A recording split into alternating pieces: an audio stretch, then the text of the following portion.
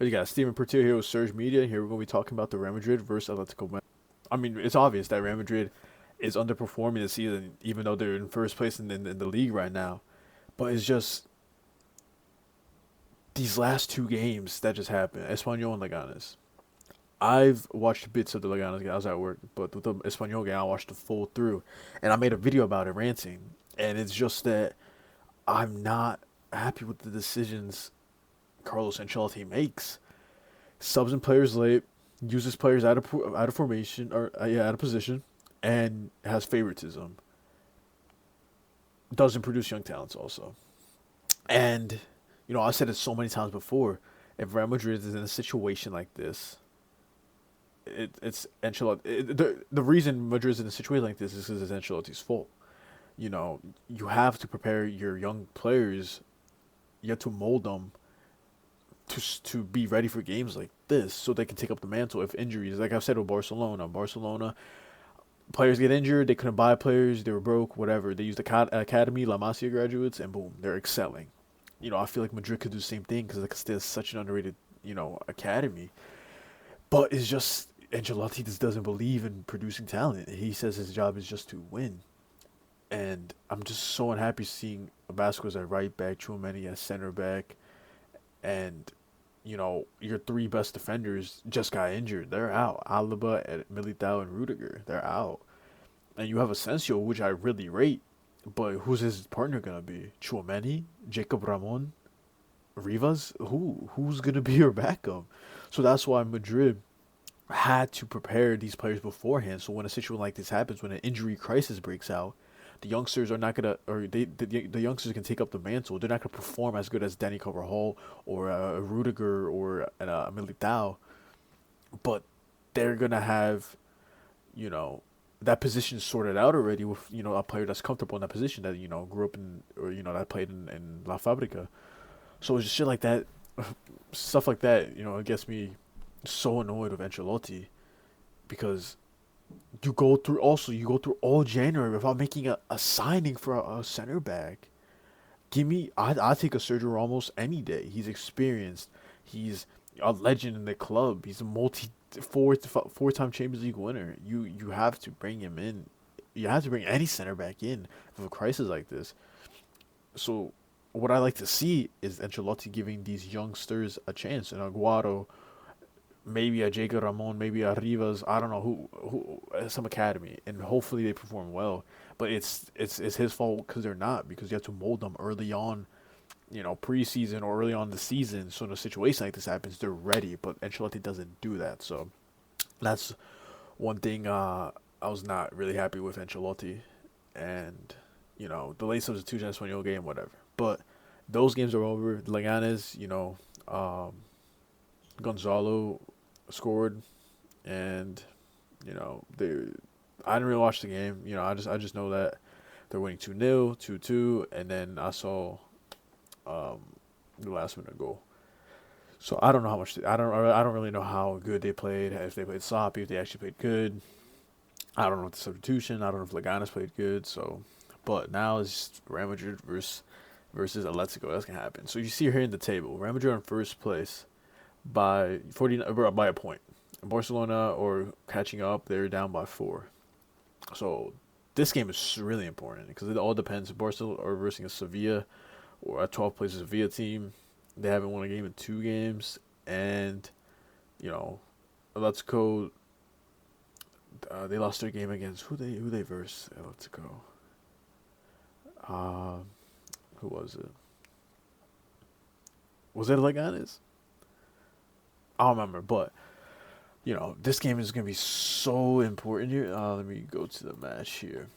So, is there a predicted lineup? Yeah, there is. So, the predicted lineup is Vini, Mbappe, Rodrygo, Fede, Ceballos, Bellingham, Garcia, Asensio, Tchouameni, Vasquez, Courtois. If we play Tchouameni, Vasquez, it's at center back and right back, Madrid are losing. Give me Fede at right back at this rate, because Fede, I feel like he can play anywhere. Play Fede at right back. Center back, we don't have a center back. That's like, I guess Jacob Ramon and Raul Asensio is gonna have to start. I love Tchouameni, and Tchouameni plays so good in the center role.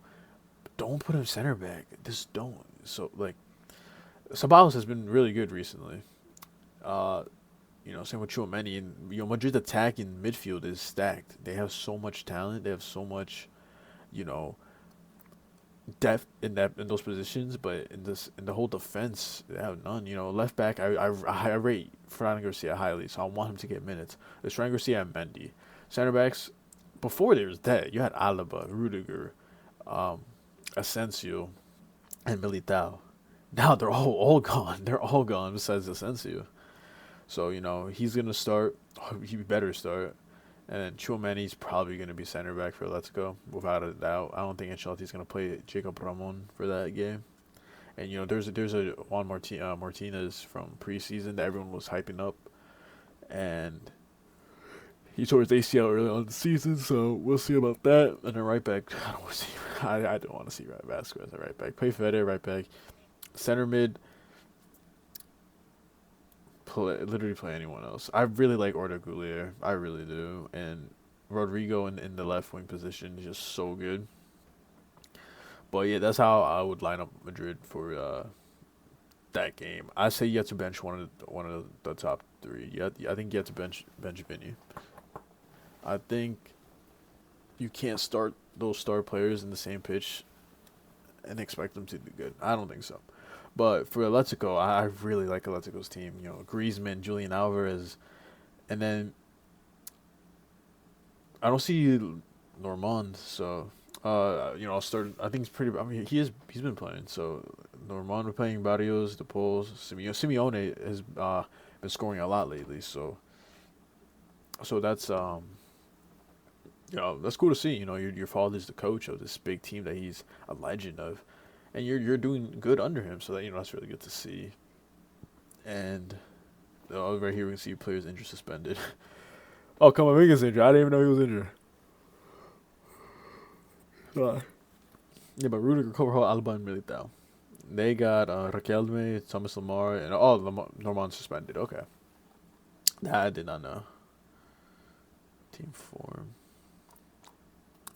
So yeah, so Langley, Jimenez, Barrios, Paul. I just feel like Atletico is just more balanced team than Real Madrid. So and Julian Alvarez has been playing out of his mind.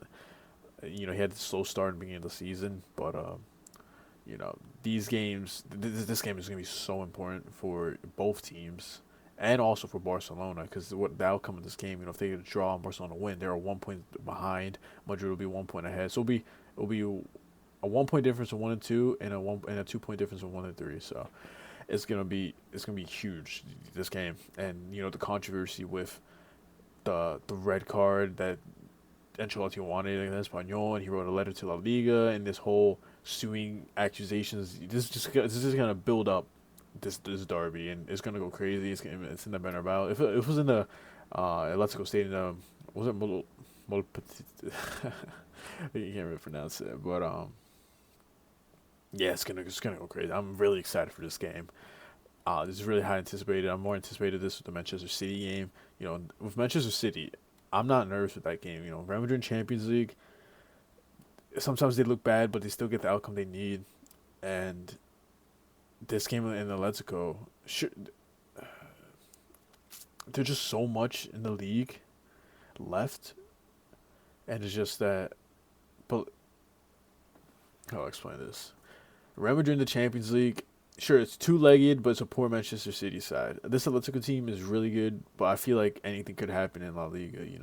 Same with like how Madrid lost in Espanyol. Atletico can lose their next game for all I know. Same with Barcelona.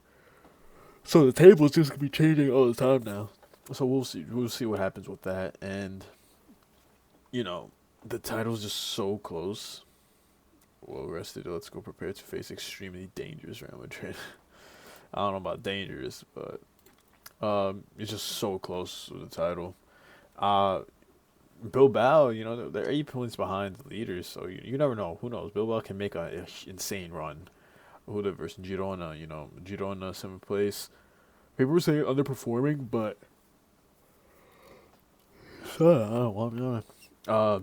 Losing your best striker is gonna be hard on you, and they're still at 7th place. So like a fourth or third place, wherever they finished last season, to a 7 is honestly not that bad after losing your top goal scorer striker. So, yeah, but that's pretty much what I have about Real Madrid and what they need to do. A pre-match, nothing crazy, just how I feel at the moment of Real Madrid. So, hope you guys enjoyed today's video, and we'll see tomorrow what the outcome of the game is.